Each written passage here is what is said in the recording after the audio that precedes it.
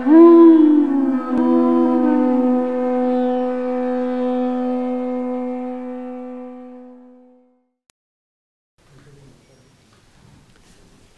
Namo Bhagavate Vasudevaya.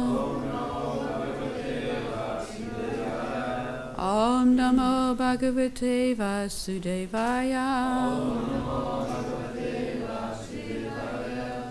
Om Namo Bhagavate Vasudevaya.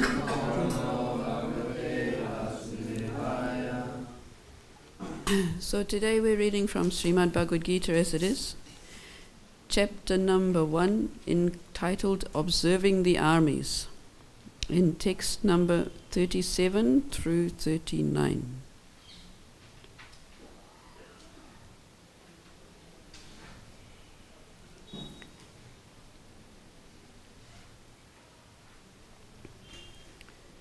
Yadyapyetena pasyanti Lobo pahata chetasaha Kulakshaya kritam dosham Mitra drohe chapatakam Katam nagyayam asmabhi Papadasman nivartitom Kulakshaya kritam dosham Prapasyad birjanadana Kulakshaya pranashyanti Kula dharma sanatanaha Dharme nashte kulam krishnam Adharmo bipavatyuta. Okay, well, word for word. Yadi, if, api, even, ete, they, na, do not, pasyanti, see, loba, by greed, upahata, overpowered, chetasaha, their hearts, kulakshaya, in killing the family, kritam, done, dosham, fault, mitra drohe, in quarreling with friends, cha, also, patakam, sinful reactions, katam, why, na, should not, gyayam, be known, asmabihi, by us, papat, from sins, asmat, these, nivartitum, to cease, kulakshaye, in the destruction of a dynasty, kritam, done, dosham, crime, prapasyad bihi, by those who can see, Janardana, O Krishna. Translation and purport by His Divine Grace Srila Prabhupada. O Janardana, although these men, their hearts overtaken by greed, see no fault in killing one's family and quarreling with friends, why should we, who can see the crime in destroying a family, engage in these acts of sin?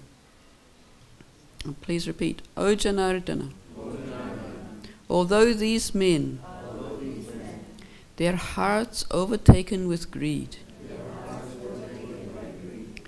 can see no fault in killing one's family or quarreling with friends, why should we, who can see the crime in destroying a family, engage in these acts of sin? Purport. A kshatriya is not supposed to refuse to battle or gamble when he is so invited by some rival party. Under such an obligation, Arjuna could not refuse to fight. because he had been challenged by the party of Duryodhana. In this connection, Arjuna considered that the other party might be blind to the effects of such a challenge. Arjuna, however, could see the evil consequences and could not accept the challenge. Obligation is actually binding when the effect is good, but when the effect is otherwise, then no one can be bound. Considering all these pros and cons, Arjuna decided not to fight. Now, text 39, word for word. Kulakshaye. In destroying the family. Pranasyanti. Become vanquished. Kula dharma. In the family traditions. Sanatana. Eternal. Dharme. Religion. Nashte. Being destroyed. Kulam. Family. Krishnam. Whole. Adharmaha. Irreligion. Abhibhavati. Transformed. Uta. It is said. Translation and purport by His Divine Grace Srila Prabhupada.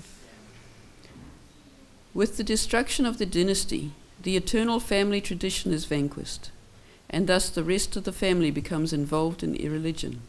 Please repeat. With the destruction of the dynasty, the eternal family tradition is vanquished, and thus the rest of the family becomes involved in irreligion. In the system of the Varnashram institution, there are many principles of religious traditions to help members of the family grow properly and attain spiritual values. The elder members are responsible for such purifying processes in the family, beginning from birth to death. But on the death of the elder members, such family traditions of purification may stop, and the remaining younger family members may develop irreligious habits and thereby lose their chance for spiritual salvation. Therefore, for no purpose should the elder members of the family be slain. Omajnana timirandasya gyananjana shalakaya chakshuranmanitam yena tasmai Sri Gurave Namaha Sri Chaitanya Manobhistam Stapitam Yena Bhutale Swayam Rupa Kadamayam Dadati Swapadantikam Vandayaham Sri Guruho Sri Yuta Parakamalam Sri Guru Navaishnavamscha Sri Rupam Sagrijatam Sagana Raghunatan Vitam Tam Sajivam Sadvaitam Savadutam Parichana Sahitam Krishna Chaitanya Devam Sri Radha Krishna Padan Sagana Lalita Sri Visakan Vitamscha Hey Krishna Karuna Sindhu Dinabandho Jagatpate Gopesha Gopika Kanta Radha Kanta Namustate Tapta Kanchana Gaurangi Radhe Vrindavaneshwari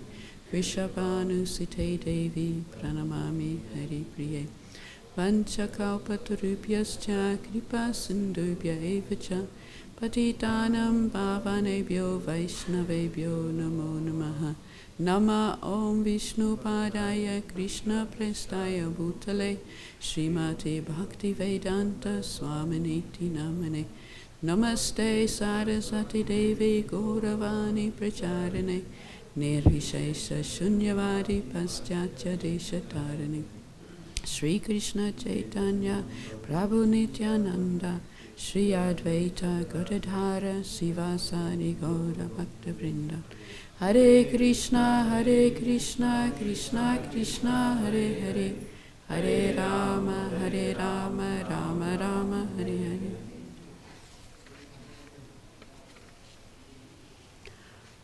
O Janardana, although these men, their hearts overtaken by greed, see no fault in killing one's family or quarreling with friends, why should we, who can see the crime in destroying a family, engage in these acts of sin? With the destruction of the dynasty, the eternal family tradition is vanquished, and thus the rest of the family becomes involved in irreligion.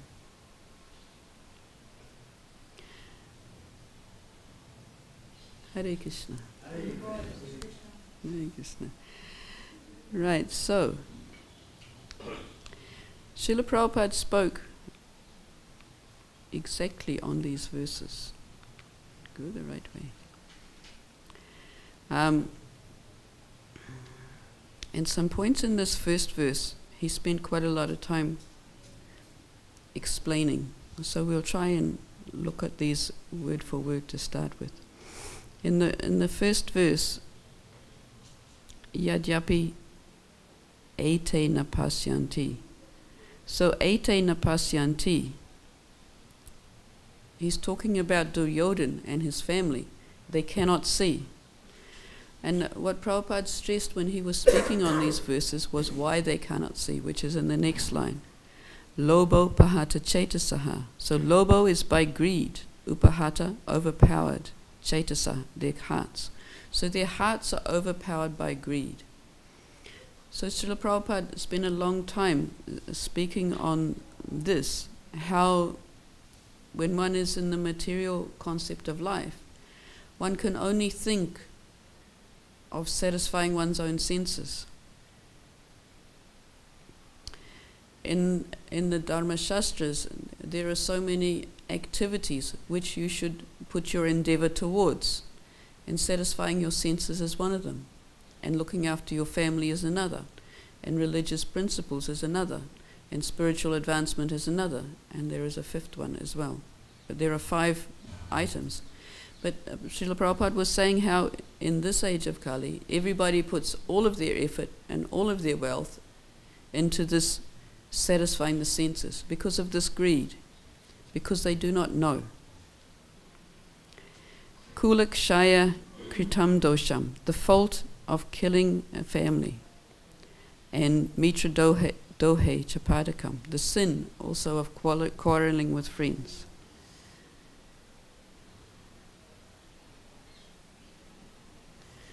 And then in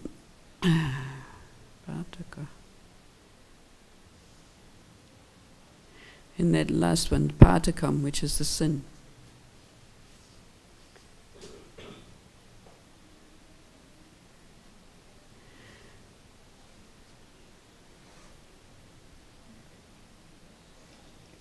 So here in this part of the Bhagavad-Gita,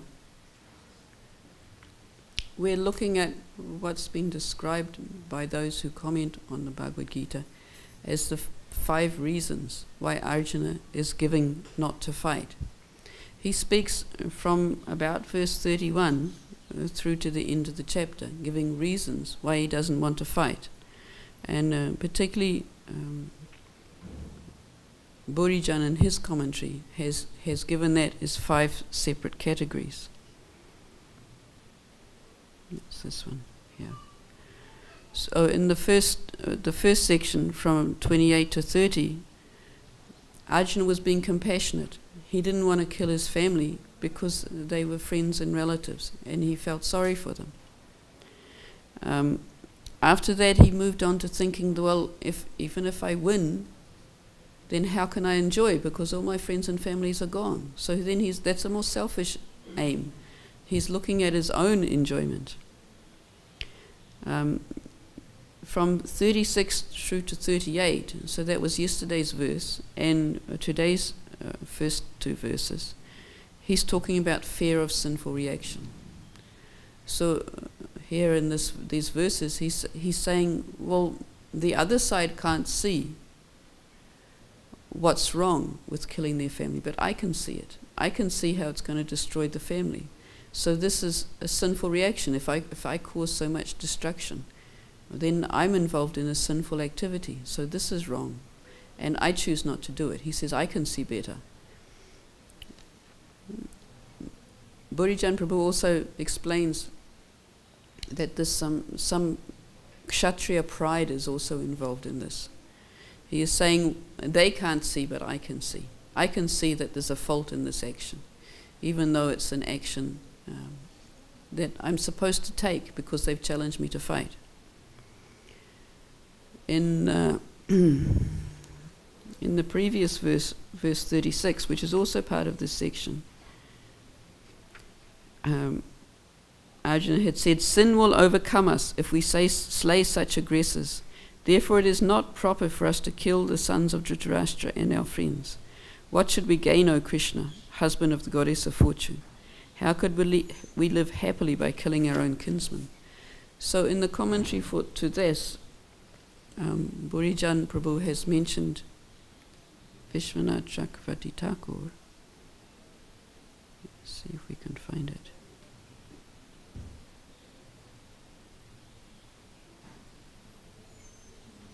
One.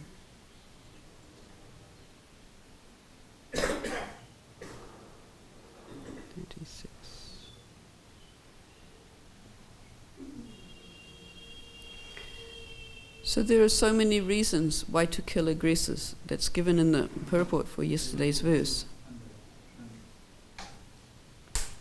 A poison giver, an arsonist, one who attacks with deadly weapons, a thief, one who occupies another land, one who kidnaps another's wife.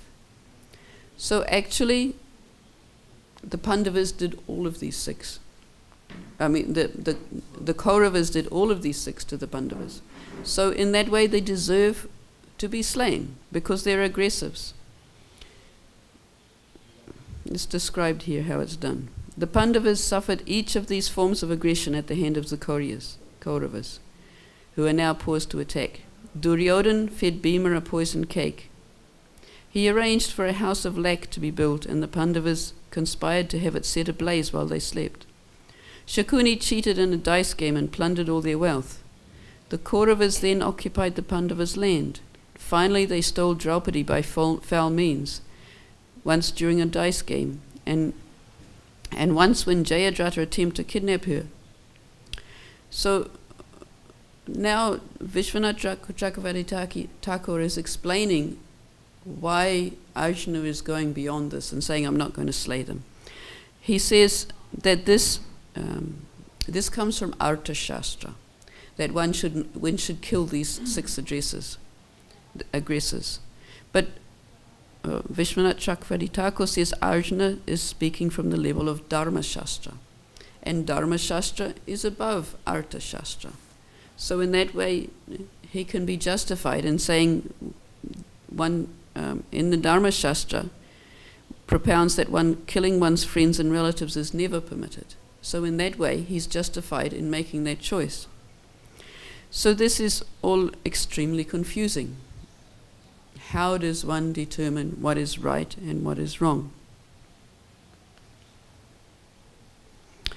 Now, in the purport today, Srila Prabhupada has said how a Kshatriya cannot refuse to fight in battle or gamble when he is invited by a rival party or challenged. But at the end he says obligation is binding when the effect is good, but when the effect is otherwise, then no one can be bound. So this gives us some more rules which can break the rules that we thought that we understood. And I was looking at other situations where this happens. Because here, Arjuna is trying to decide what to do.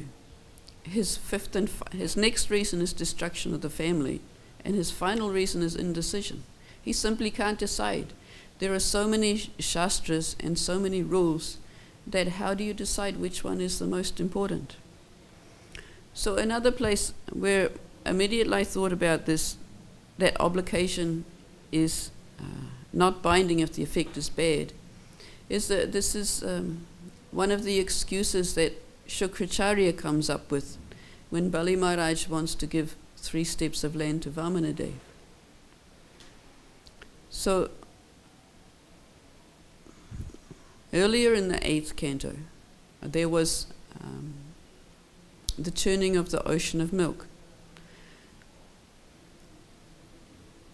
So before that, before the churning of the ocean of milk, the demons had managed to oust the demigods from their house, and the demigods surrendered to Vishnu.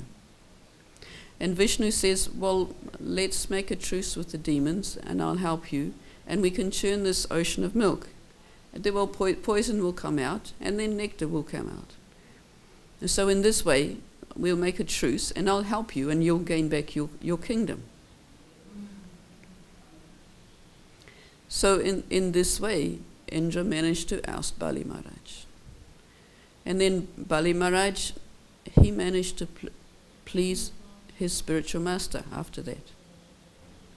And then because Bali Maharaj pleased the Brahmana, then that gives him a higher boon. And he was able to perform some yajna and get the prowess to oust the demigods again. So then the demigods are now out. And then when the demigods are out, then their mother Aditi feels very sorry because she can no longer see her children, because they're no longer in the heavenly planets where they belong. So then she says, what can I do? And so she approaches Kashyap. And Kashyap advises, well, really, your only source is to go to Lord Vishnu. And he gives her the vrata by which she can approach Lord Vishnu. Amazingly powerful vrata. In only 12 days, she got the darshan of the Lord. So then he agrees to come as her son, as Vamanadev. So then he comes as Vamanadev. And Bali Maharaj, he's in power, he controls the whole universe. But Vamanadev approaches him and asks for 3 steps of land. So Bali Maharaj's spiritual master is Sukracharya. But Sukracharya has a little bit of a self-interested heart. So he doesn't want Bali Maharaj to give away all the 3 worlds because he's thinking of his own enjoyment. So he puts forward so many arguments why you should not give this land that you've promised.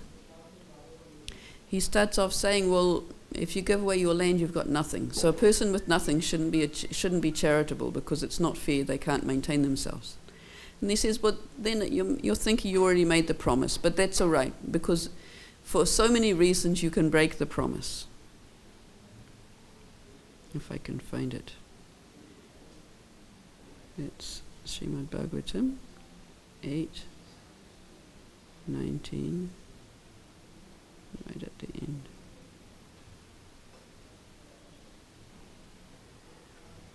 Okay, so he goes through several reasons, including if you make a promise but you don't say Om, then it's not really a promise. If you don't say the word Om when you make a promise, then it doesn't mean anything. It's really. And so I gave a class and said, okay, so when you make a promise, you should say Hare Krishna because it's the same as Om. And if you don't say Hare Krishna, then it's not really a promise, so you don't have to keep your word. And then, and then he has some yeah. Then he has some other reasons. He talks about how when you have nothing, and your body you've just lost your body because you've given away this thing, then how can you promise anything anyway? Because you've just given your body away. You actually don't have anything you can promise. And in the last verse of the chapter he says, in flattering a woman to bring her under control, in joking, in a marriage ceremony, in earning one's livelihood, one's life is in danger, in protecting cows in Brahminical culture, or in protecting a person from an enemy's hand, falsity is never condemned. So for these reasons, according to Shukracharya, you can also lie. So at this point, Bali Maharaj rejects his spiritual master. So this is interesting because we've seen earlier in the 8th canto how by serving the spiritual master, by serving the Brahmana, one gets all success, which is also the point that we're making here in these verses. By following these family traditions, by following these religious traditions, Sanatana Dharma, we get success. But here something different happens. Bali Maharaj rejects the spiritual master, but he does it to surrender to Lord Vishnu. So this puts the surrender to Lord Vishnu even higher. Because he surrenders to Lord Vishnu, ultimately he becomes supreme. Although he does become rested. He does lose everything, materially, but he gains. So there was another incident involving the upsetting of brahmanas and the worship of brahmanas. And that comes when Lord Indra offends Brihaspati. So Lord Indra is in his, he's the king of the demigods. So he's in his, whatever you call it, I don't know what you call it, he's in his palace. And everyone is worshipping him because he's the king. But his spiritual master comes in, Brihaspati comes in. And Indra, because he's so proud of being all this, of accepting all this worship, he ignores his spiritual master. So Brihaspati immediately recognizes that Indra is offending him because of pride. So he disappears. So now the demigods are without protection. They've offended their spiritual master. The demons challenge them and fight with them. Because the demons are worshipping their spiritual master Shukracharya and looking after him, they're successful. And the demigods lose again. They're always losing. So then Indra approaches Lord Brahma and says, "Oh, what can we do about this?" And Lord Brahma advises, "Well, okay, you need to take another spiritual master." So they get a spiritual master called Vishwarup, who's the son of Twashta. But he has one side of his family is in a good Brahmana line of Vaishnavas, and the other side of his family is in the demon line. So he performs the sacrifice very nicely, and the demigods are successful. They win again. But what happens then is that Indra notices that this new priest of his is giving some of the oblations to his family, the demons, and so immediately Indra cuts off his head. So now he's committed another great offense. He's killed a brahmana and his spiritual master. So now he's in trouble again. And what happens then? Who knows this story? What's the next thing that happens? There's a great demon called Vritasura arises. And he starts fighting with the demigods. Now the demigods are in trouble because Vritasura is a very, very powerful demon. So Indra has to do what? What is the best thing he can do? He's upset his spiritual master. He's lost everything. What is the best thing he can do?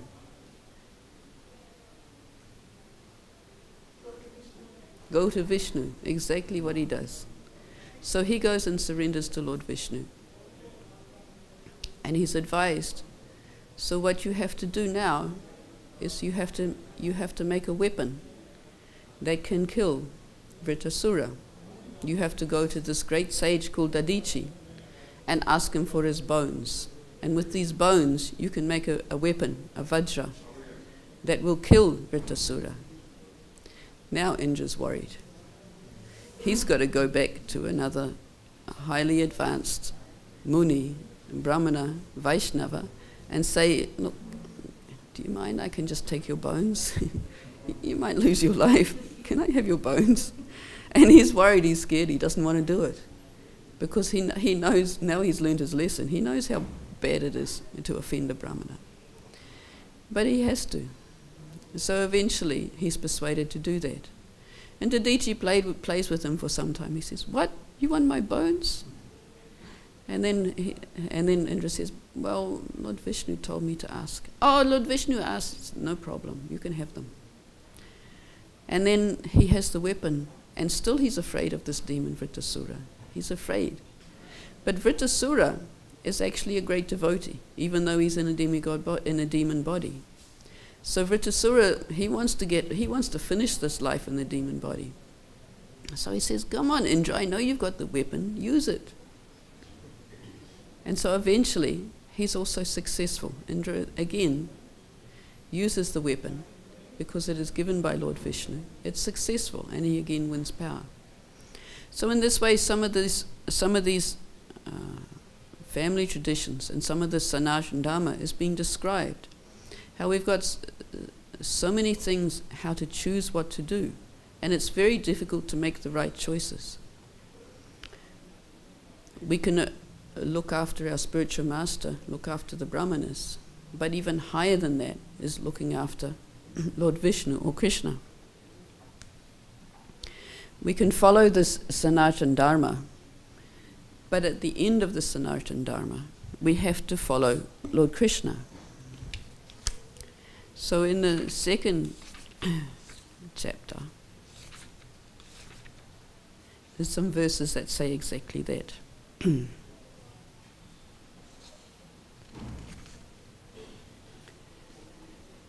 This one, 245.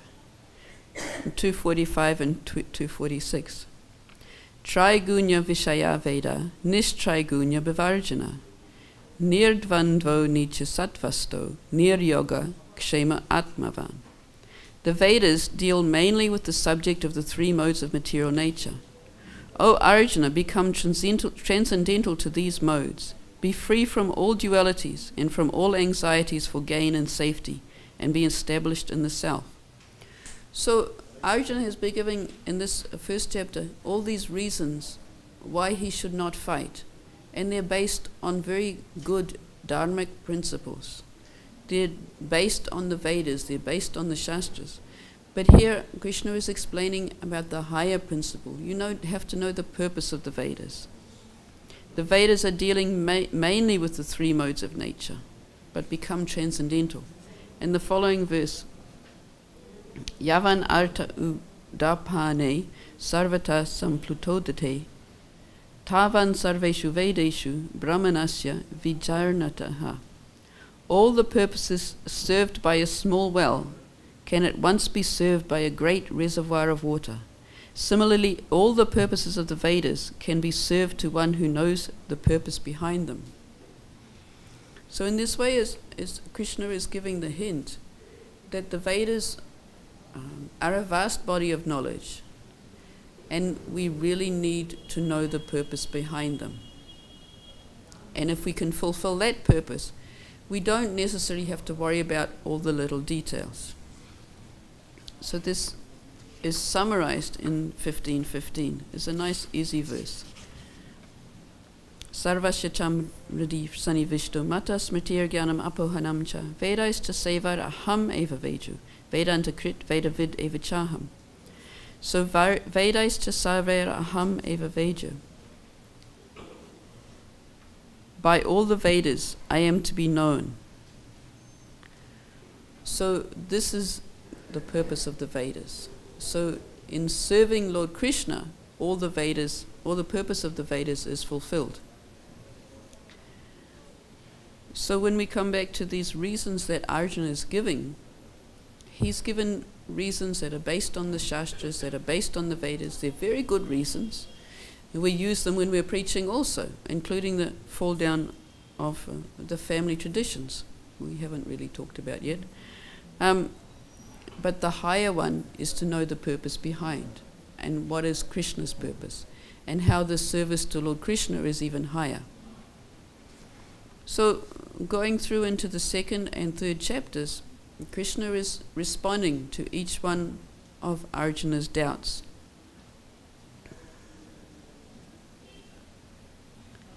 We'll just do a summary.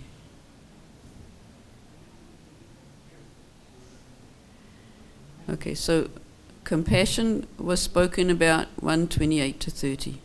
It is answered 211 to 230, where Krishna talks about how the soul is different from the body, how one can't grieve for the body. Whether or not you believe in the soul, you shouldn't grieve for the body because it's a collection of chemicals. And the relationship with the body is similarly such a relationship. So this compassion is based on a material body, is not the highest principle. Arjuna talked about how he couldn't enjoy the kingdom if all his family members were killed. And Krishna responds to that when he talks about the duties of a kshatriya, and how if you fail in your duty, then everyone will laugh at you. Arjuna is saying, I don't want to fight for all these good reasons. Let me just go to the forest. And Krishna says, well, if you don't fight, if you don't take up your duties as a kshatriya, everyone will laugh at you. You'll be infamous. You won't be enjoying. If you do this, you won't enjoy. It's better if you take up your duties as a kshatriya and fight.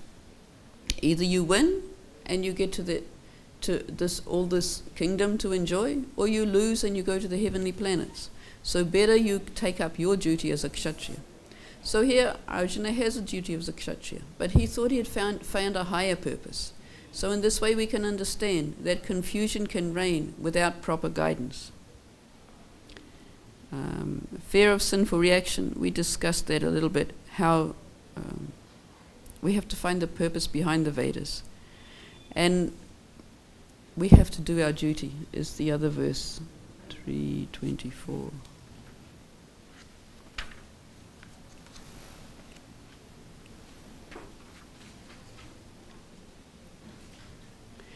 In 324, Krishna explains, if I did not perform my prescribed duties, all the worlds would be in ruination. So Arjuna is now arguing, I shouldn't perform my prescribed duties because it's sinful. And Krishna is replying, you should perform your prescribed duties, because if you don't, then everyone else will follow you and they won't perform theirs either. So many arguments are there. Arjuna is thinking, if I destroy the elders of the family, then the family tradition will be ruined. But he's forgetting that these ones who are opposing him are actually not following the family traditions. They're not following the proper procedure. They're destroying the family traditions. They're destroying the proper way of doing things. And indecision. This, of course, comes up in the beginning of the second chapter. When Arjuna finally realizes that I can't make up my mind by myself. I have to surrender to Krishna. So in the beginning of the second chapter, in 2:6, he starts to surrender. Yeah.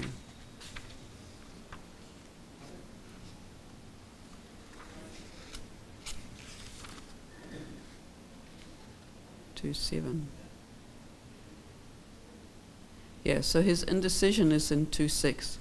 He says, nor do we know which is better, being conquered by them or conquering them. If we killed the sons of Dhritarashtra, we could not care to live. And they're now standing before us on the battlefield. So he's come to realize that he's in a totally confused condition. And he can't work it out for himself. He's got Artha Shastra, he's got Dharma Shastra, he's got his duty as a Kshatriya, he's trying to look after his friends and relatives. But all these things are contradictory. All these things he can't work out. Now I'm confused and I don't know what to do. So then this famous verse is 2:7. Karpanya dosho pahata svabhava prichami tvam dharma samudachetaha yatshayasyan nishchitam bruhitan me sishyasteham sharimam tvam prapanam. Now I am confused about my duty, and I have lost all composure because of miserly weakness. In this condition, I am asking you to tell me for certain what is best for me. Now I am your disciple and a soul surrendered unto you. Please instruct me. So here Arjuna is modeling the perfect way to behave when we don't know what to do, when we're confused. Prabhupada in the purport, there's a very nice section in the beginning of the purport. I'll read that as well. Prabhupada says, by nature's own way, the complete system of material activities is a source of perplexity for everyone. In every step there is perplexity, and therefore it behooves one to approach a bona fide spiritual master who can give one proper guidance for executing the purpose of life. So this is what this section of the first chapter of the Bhagavad-Gita is teaching us.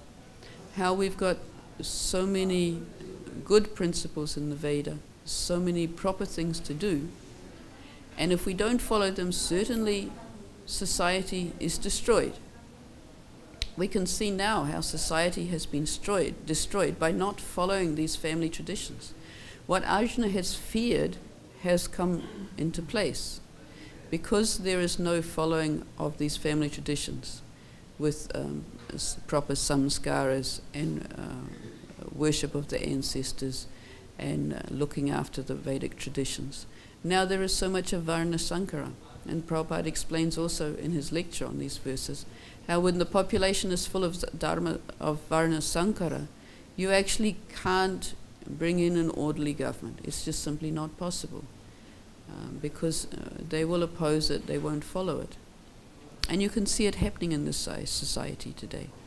I think last time I spoke on some verses like this, I gave some example how I was training in social work and I was involved in helping people who were in the lower parts of society. But in this modern society, everybody knows only this is my right, I deserve this, and not that I should do anything for what I deserve. So I had a family who I was working with as a case study. This woman, she had 6 children. She didn't have a husband. Of the 6 children, there were 4 different fathers. So, and what would happen? The government gives a benefit because she's a solo mother, she's by herself. And for every child she gets an extra maybe $100 a week. So she gets extra money for extra children. So what is this doing to our society? Because it's an atheistic government, is it helping? It's encouraging her to have more children. And it's not encouraging her to commit to a relationship. And it's not encouraging the men in her life to commit to the relationship either. They don't have to. Just enjoy, and when you don't enjoy anymore, you just leave. So like this, she's encouraged to have more children because she gets more money. She's encouraged to stay on the benefit. When you get this money, what do? You don't look after your children. No, you go off and buy stereos, TVs, video players, and then you put them all on hire purchase, and then you're in debt. So you've got no money to buy food for the children, so then you have to go to the food bank. So I was doing my placement in a food bank, and these people were coming in. They've got no money for food, even though she was getting more money than most people on wages were getting, because for each of her 6 children, she was getting this extra $100. But she couldn't live, because all the principles are lost. The atheistic government is trying to do good, but they're actually completely doing bad. They're encouraging the destruction of the family traditions. They're not teaching anything about dharmic principles. There was one interview I was looking at recently. Prabhupada was saying, there cannot be a secular government. There cannot be an eclectic government. You can have many different religions in a country, and the government doesn't have to favor any one of them. But the government has a responsibility to make sure everybody's following their religion. The government should be making sure that the Hindus are good Hindus, the Muslims are good Muslims, the Christians are good Christians. It's not that the government should allow atheism to come in, because then all of the family traditions are lost, all of the religious principles are lost, and simply chaos and complete chaos results. So Prabhupada is arguing, I think this one is with a religious leader, it's similar conversations he's had with government leaders, how a government should not be atheistic, it should not be secular. Somebody put a joke on Facebook. A person wrote to God and said, "Dear God, there is so much of violence in schools, please do something to help." God replies, "Sorry, I'm not allowed in schools." It's a very off joke, but it gives a point. It makes a point. The secular government is not doing what it's supposed to. There can be many faiths, many religions in a country, but Prabhupada says everybody should be made to follow their religion properly and not give it up. Okay, so on that point, we'll ask for some comments. questions or corrections. I have a comment. Yes. But Prabhupada also Can we take this microphone? Otherwise Mother Parvati will not be happy with you.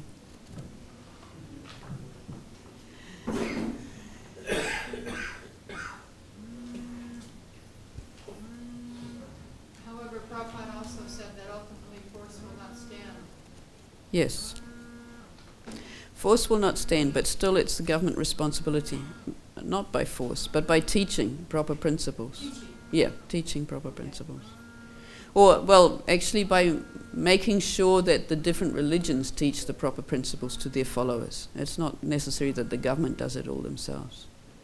It would really be nice if America were a Christian country. That would be nice. Well, yeah, I mean, they write on the dollar bill, "In God we trust." Anything else? Comment, Prabhu?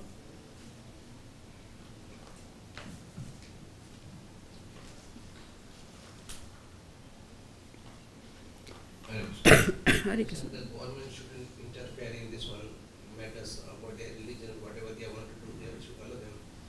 But now recently we see the UP government, they say that we will not allow you to killing of the cows, and we will not allow you this thing. They say that this is our religion, we want to take it, but we are stopping them to not to do this one, and they want to make the UP as a Hindu state. So what is the government you can do on it? Well, stopping killing of cows does not necessarily make a Hindu state. You may correct me, but as I learnt it, before the British started coming with their divide and rule policies, actually most of the Muslims did not eat cows anyway. They sometimes ate meat, but they didn't eat cows, out of respect for their Hindu neighbors. So the destruction of the good relationships between Hindus and Muslims was a lot resulting by the British who came in, and they couldn't maintain rule because India is too big and the culture is too strong. So they started a deliberate policy of divide and rule. So they deliberately made Hindus and Muslims not like each other. So that's all this unrest between Hindus and Muslims was a lot started by the British itself. So the principle of not killing a cow is a very high principle. I'm not an expert on the Quran or Muslim or anything like that, but I know that out of respect for the Hindus, they never killed cows previously. They would respect them and not kill cows. Because we have to come to the human standard of life. Now, Prabhupada, I mean, he gives the example of the Christians. He gives that example a lot because he's preaching in the West where Christianity is known. He's saying the Christians should become good Christians. He said in the Bible it says do not kill, but they kill. Because the word kill includes animals. The word murder is specific to humans, but the word kill includes animals. So the Bible says don't kill, but still they maintain slaughterhouses. So Prabhupada is saying not that you have to change from being a Christian, not that we're stopping you from being a Christian, but be a good Christian. Now I can't speak from the Quran or I can't speak from the Muslims, but you know that Chaitanya Mahaprabhu managed to persuade Kazi by speaking from Quran about many things. I'm not at that level, I can't do it. So apologies for not being able to add more, but I'm sure there are some principles that does not make it Hindu against Muslim. It makes the higher principle. Certain things are human values, not unnecessarily killing living entities for sense gratification, is one of the important things that makes us a human being and not just an animal. Also, one of the ministers commented that government shouldn't stop that interfere in the eating of the person. What they like to eat, why you should stop them to, you shouldn't eat this one, you shouldn't eat that. The government shouldn't interfere in those things. You think the government shouldn't interfere if you want to eat your own children? You think they shouldn't interfere? I mean, that's the basic principle is that all living entities are our relatives. But they all come from the same source. We don't see the difference between a cow, an elephant, and a brahmana and a dog, or a dog eater. This distinction has come in. It is not in the earlier shastras of any religion. This distinction has come in later because of people wanting to gratify their senses. So the principle for advancing in any religion is to restrain the senses for a higher purpose. So, and we know also that it's predicted that later in Kali Yuga people will have children just to eat them. But currently that's not the law. Also, Prabhupada said in one place that one man's food is another man's death. Yeah, so in the Vedas it's allowed for Kshatriyas to hunt animals, and it's allowed for Sudras also to eat some animals, but they don't kill cows. They don't eat cows. But it's permitted in the modes of passion and the modes of ignorance. But when we want to come to spiritual advancement, we want to attain mode of goodness. So the foods in the mode of goodness are not eating animals. They are eating grains, fruits, ghee, sugar, like that, milk products. So yeah, like we've just read, the Vedas deal mainly with the three modes of nature. They deal with everybody in the three modes of nature. And for three modes of nature, there are even human sacrifices. This worship of Kali is allowed. But it's for the lower classes who are in the lower modes of nature. And when we come to the human form of life, we're meant to inquire into the absolute truth. We have to attempt to come to the mode of goodness, because only in the mode of goodness we'll be able to understand transcendental knowledge. So we have to make that choice. If you want to become an animal in your next life, you can do so. Prabhupada says, in some class in America, somebody challenged Prabhupada. He said, you can be a dog in your next life. Somebody said, well, what's wrong with being a dog? He says, okay, I'll bless you, you can become a dog. So like that, we have to choose. Anyone else have any comments or questions? Well, let's hope they become an American dog. Yeah, that's a luxury life. Get your hair done. You said that, how in USA, they give money to whoever has kid, and every kid gets more money, $250 for each kid. But what can government do? They did best, that so nobody goes hungry. But I don't know, sometimes we talk about it, that they are giving this money and they are having more kids. And I personally know people who have more kids. They keep on having it, and then they don't use the money for their kids. They use for other things. But what can be done? Nothing. No, you see, this is also, we spoke about how once the population becomes filled with this varna sankara, it's a big job to change. But if you follow this discussion on varnashram dharma, which was mentioned in the purport today, but we didn't touch on it. In some places, Srila Prabhupada says varnashram is impossible to institute because of this varna sankara. And in other places, he says it's essential. Now, there's one very nice devotee who's put out a collection of Prabhupada's quotes on varnashram and described a progression, how in the beginning, Srila Prabhupada was noticing how virtually impossible it is to bring in varnashram dharma and to teach proper religious principles to people in general. And then, but in his later days, he was saying how important it was, because how impossible it is to bring people to a spiritual life when they don't have the basic principles of being a human being. So he did this, a lot of his plan was to establish ideal farm communities, ideal situations where people can learn. Even ideal grihastas. The grihasta life is so important. The grihastas take the role of Prajapati.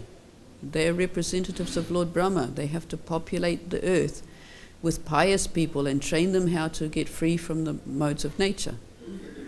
Even Bhaktisiddhanta Saraswati said, if I could produce Krishna-conscious children, I could have 100 children. Because that is the job of a Krishna-conscious grihastha, is to bring people into Krishna consciousness who can save the world.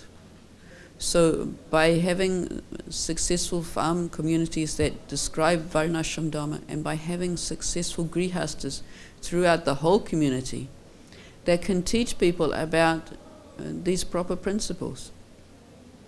Bhakti Tirtha Swami wrote some nice books. He wrote one of his books is From Lust to Love. And he describes how we have to transform what is seen in the material world as love is not love, it's simply lust. And how people, when they get married, they have a very immediate gratification involved. I think I love this person, which can mean this person, it looks like this person can fulfill all my desires. And when they find out that's not exactly true, then they break up. So what needs to happen is that we need to see examples of how true love works. Prabhupada has also said true love is developed by service. And in the Indian traditional families, that was seen. Marriages were performed at an early age, before children had a chance to look other ways and say, maybe this, maybe that. So, one devotee called Amayatma has written a book on training of brahmacharinis, and he speaks about how that this completely changes how people look at life. When they already know they have a partner for life, then they look at how to serve, to fulfill their needs, they have to serve. And in this service, then love can grow. Now, I grew up in the West, so it's a completely foreign concept to me. But I'm trying to understand it. And if we can model this concept of duty and service, will bring success. And if we do that, because people come to the temple, I mean, many of the temples in the West, they're full of grihastas and lots of children, and everyone's happy. So in this way, it can be spread. As Krishna consciousness spreads, and these successful grihasta families with all these happy children and happy families can show these people who are miserable, because as Prabhupada said, everybody in the material world is miserable. They have to learn that they're miserable. But when they see the difference, when they see the devotees and how successful and how happy they are, then they have to want to try and learn. So in this way, our preaching can work. In this way, Chaitanya Mahaprabhu has predicted Krishna consciousness to spread all around the world. And in this way, people can be attracted. We can't force people. The government by itself, a secular government, can do nothing to change society. The way society is now, it's obliged to do welfare activities because there is no family support for anyone who is not fitting into a family. There is no support. Two people get married, they're separated from their original families. They've got no support. You find even some Indian people have been taken to the West for arranged marriages. And sometimes the arranged marriage is just to get money. And so when they're abandoned, then what do? Then their families don't want them back. And they're still lost. And they're reliant on the government welfare system. So the only way that it can be improved is by producing a good example in good, healthy grihasta families in Krishna consciousness and communities. And in that way people will become attracted and want to join. Change ourselves. Each person changes to change community. Yeah. By our example we can influence others, especially when they see how happy we are. Krishna consciousness is happy. If we're not happy, we're not doing it quite right. We have to try harder. You keep telling me that. Yeah. Krishna tells us, Pratyaksha vagamam dharmyam susukham kartam avyayam, in the 9th chapter. You know that. Yeah, I'm happy, so I don't always look at them. Okay, any other comments or questions? Okay, thank you very much, everybody. Srila Prabhupada ki jai.